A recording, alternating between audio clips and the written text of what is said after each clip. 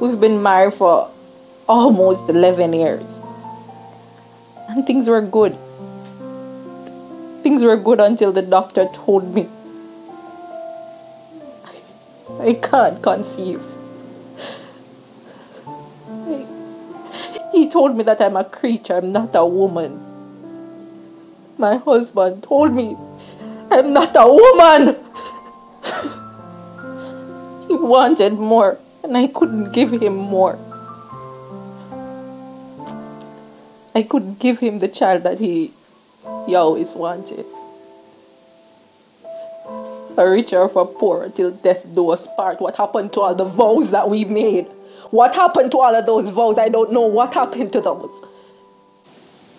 He's supposed to be my husband. But he failed.